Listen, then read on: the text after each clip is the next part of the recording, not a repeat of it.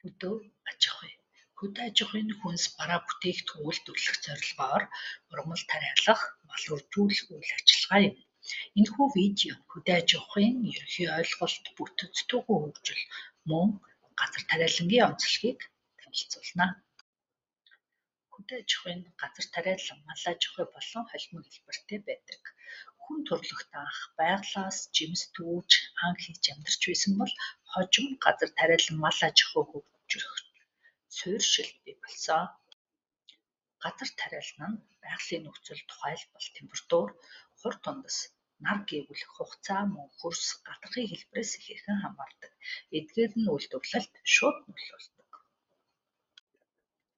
Монголд хүнсний ургамал болох үр тариа, хүнсний ногоо буурцагт ургамал, жимсгэн тариалдаг.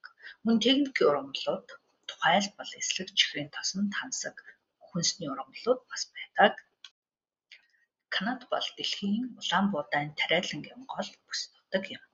Байгалийн хүчин зүйлс болох тэгш гадарга, хар шорон, хөрс, тохиромжтой температур, хур тундас нь тариалгад таатай байна. Канадын улаан буудааны үйлдвэрлэлийн үйл явц нь хавар тариалгаас эхэлж 100 арчлагдан намар хураагддаг. Дараа нь боловсруулалт хийгдэж гурил, малын тэжээл, пив зэрэг бүтээгдэхүүн гаргадаг. Малайз дахь каучукын аж ахуй нь нэг төрлийн ургамлаар дагнан их хэмжээний талбайд тариалалт хийдэг систем юм. Малайз дэлхийн байгалийн каучукны 1/4-ийг үйлдвэрлэдэг. Органик фермийн аж ахуй нь байгаль орчин, эрүүл мэндэд ээлтэй синтетик божис хязгаарлагдсан систем юм.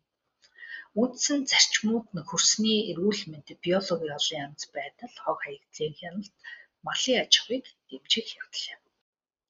Органик фермийн давуу тал нь эрүүл аюулгүй хүнс, байгаль орчныг хамгаалах тогтвортой байдал, харин сул тал нь өндөр өртөг, бага ургац, эрчилгээжүүлэлтийн хүндрэл юм. Монгол дахь органик фермийн боломж нь байгалийн цэвэр байдлын экспортын боломж, бэрхшээл нь хууль эрх зүйн орчин, технологийн мэдлэг, дотоодын зах зээл, эрэлт бага зэрэг